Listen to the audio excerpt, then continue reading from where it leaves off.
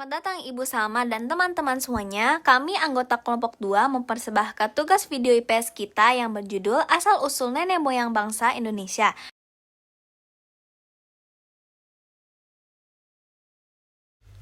Apa itu masa praaksara? Masa praaksara sering juga disebut sebagai masa nirleka. Masa nirleka merupakan masa kehidupan sebelum manusia purba mengenal tulisan. Diperkira manusia purba yang dapat diketahui melalui peninggalan-peninggalan mereka yang dapat berwujud fosil. Berdasarkan pada penggalian arkeologi, masa praaksara dapat dibedakan menjadi dua zaman, yaitu zaman batu dan zaman logam.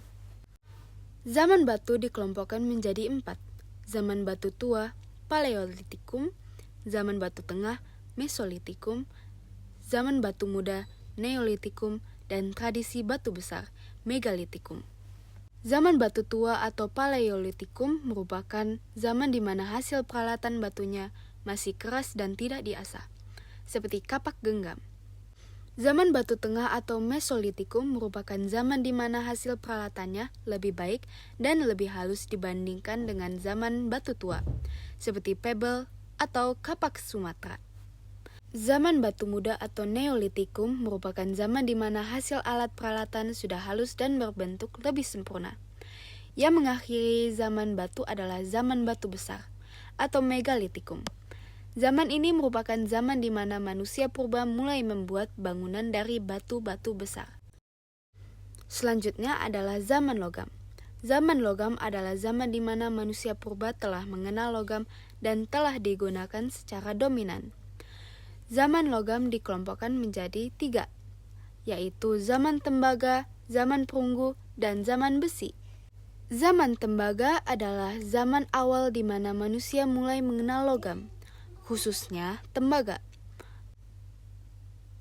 Akan tetapi, tembaga tergolong lunak, sehingga penggunaannya masih terbatas. Zaman perunggu merupakan campuran antara tembaga dan timah yang jauh lebih kuat dan tahan lama.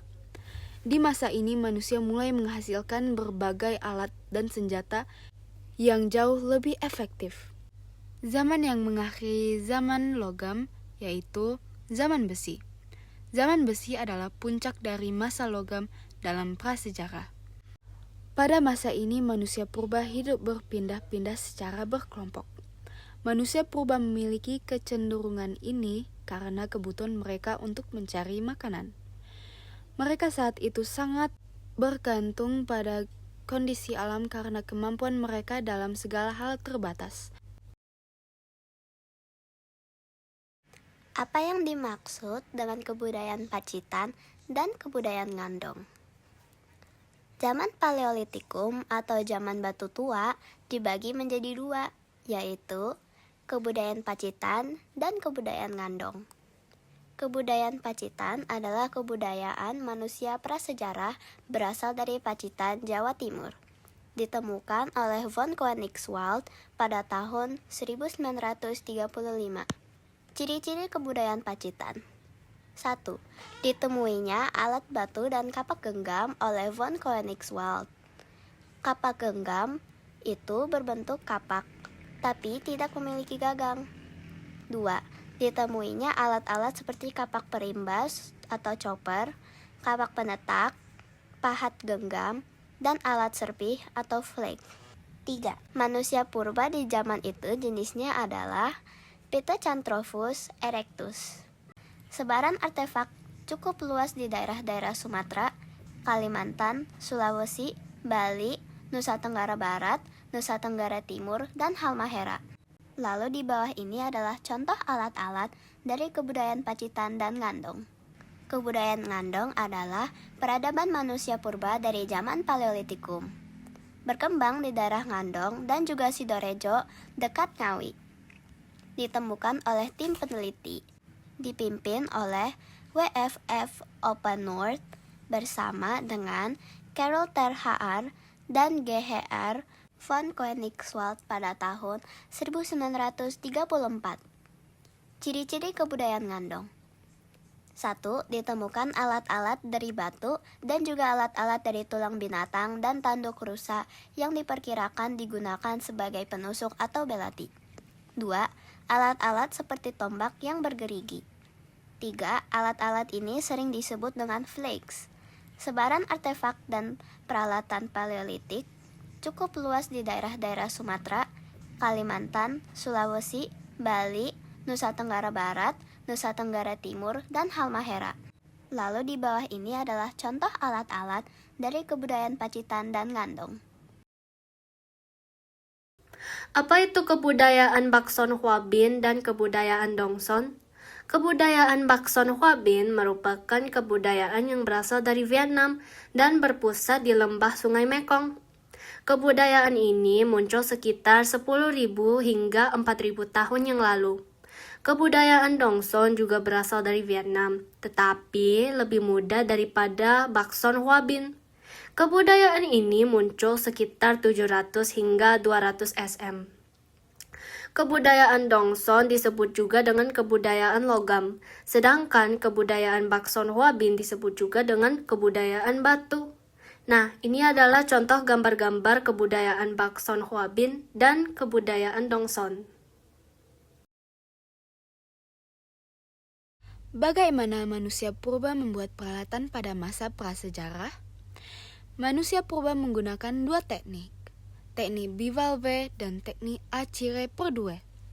Teknik bivalve merupakan teknik cetak logam menggunakan cetakan yang terbuat dari batu. Kelebihan teknik bivalve adalah bisa dikerjakan berulang-ulang. Awal dimulai dengan pembuatan cetakan. Bahan seperti batu, tanah liat, atau logam dibentuk menjadi dua bagian yang identik dan saling melengkapi. Cetakan ini harus memiliki rongga yang sesuai dengan bentuk benda yang ingin dihasilkan. Jadi, kedua bagian cetakan kemudian disatukan dan diikat erat menggunakan tali atau kawat. Sementara itu, logam yang akan digunakan dipanaskan hingga mencapai titik leburnya. Setelah logam mencair sempurna, cairan logam dituangkan ke dalam cetakan melalui lubang yang telah disiapkan di bagian atas. Waktu pendinginan bisa bervariasi tergantung pada ukuran benda dan jenis logam yang digunakan. Setelah logam benar-benar dingin dan mengeras, ikatan pada cetakan dilepas dan cetakan dibuka dengan hati-hati, kemudian dikeluarkan dari cetakan. Teknik Acire Perdue merupakan cara pengolahan logam yang menggunakan cetakan yang terbuat dari lilin yang dibungkus tanah liat.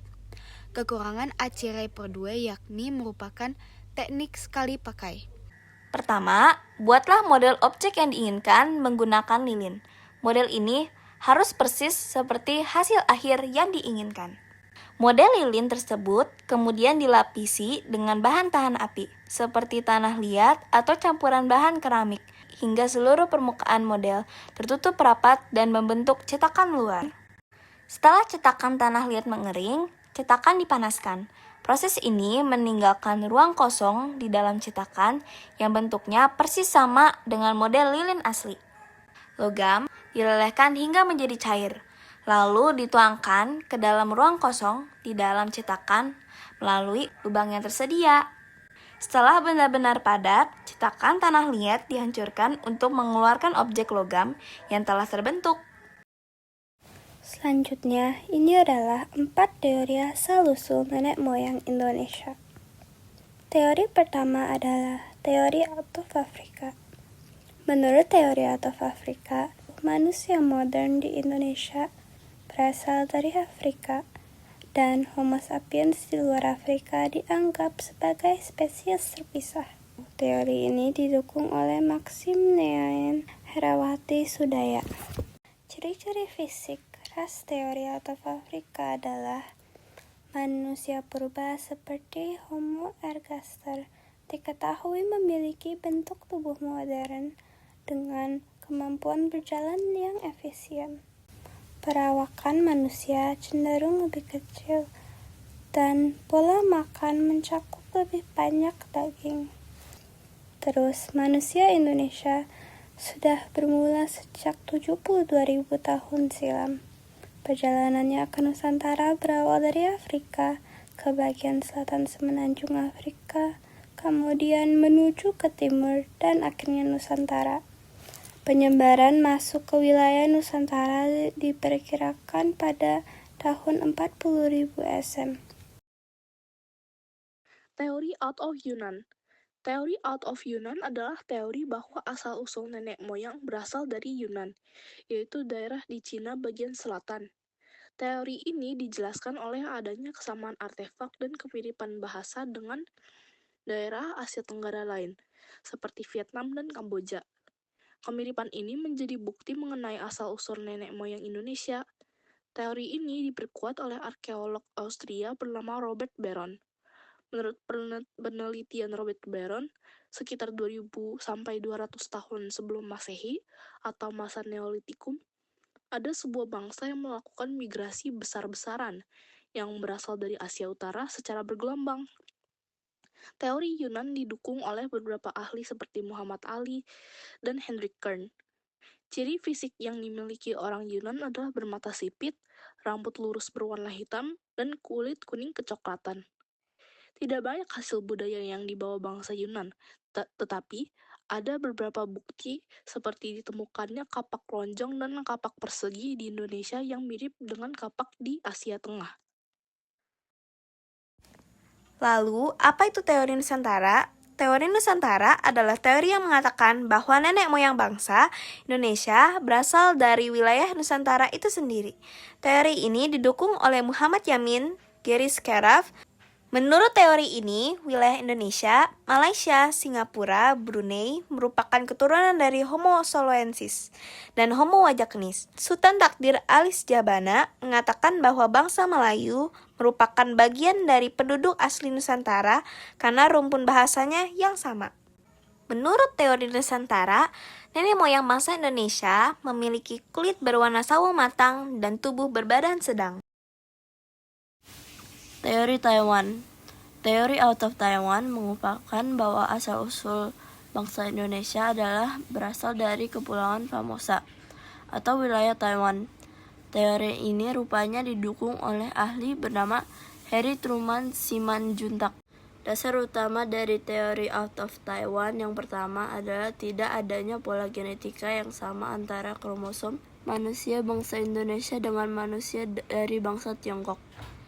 Masih berdasarkan teori ini, bahasa yang digunakan dan berkembang di Nusantara adalah bahasa yang masuk dari rumpun bahasa Austronesia. Suku di Indonesia yang berasal dari keturunan ras Veda. Menurut pendapat para ahli sejarah, ras-ras yang menghuni Indonesia dapat dibagi ke dalam beberapa kelompok besar. Salah satunya adalah bangsa Veda.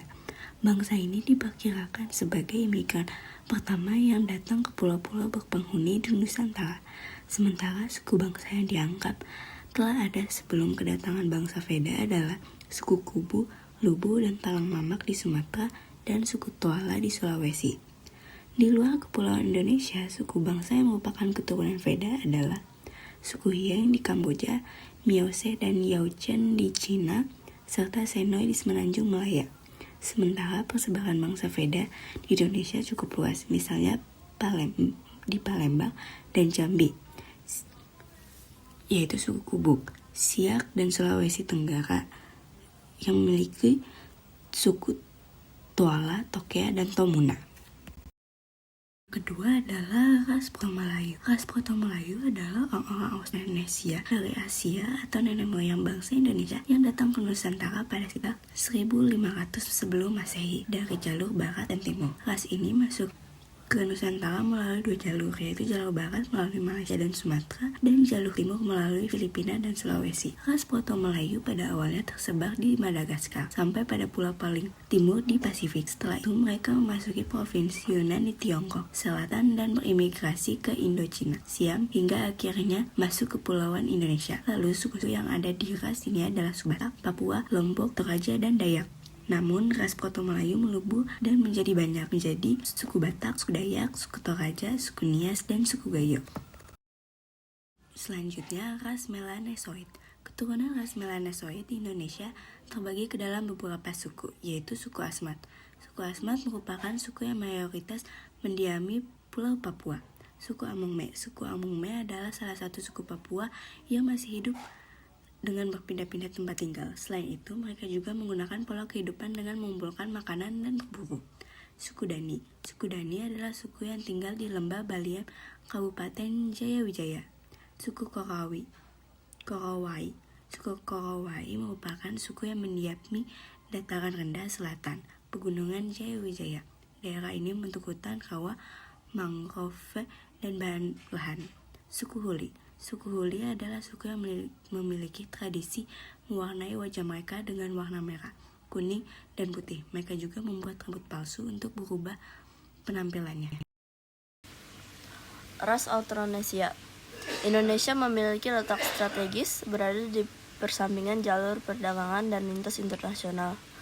Hal itu memungkinkan Indonesia pada zaman dahulu disinggahi oleh banyak penduduk asing. Indonesia menjadi salah satu tempat tujuan keperantauan suku Austronesia setelah mengarungi negara Taiwan sepanjang pantai Asia Tenggara, lalu ke Indonesia dan Madagaskar.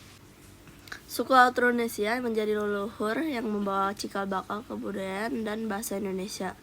Rumpun Austronesia menyebar dan menetap hampir seluruh Indonesia, kecuali di wilayah timur seperti Papua, NTT, dan Maluku. Suku Dotro Melayu. Dotro Melayu atau Melayu Muda adalah suku bangsa yang tiba di Kepulauan Indonesia pada sekitar 500 tahun sebelum Masehi.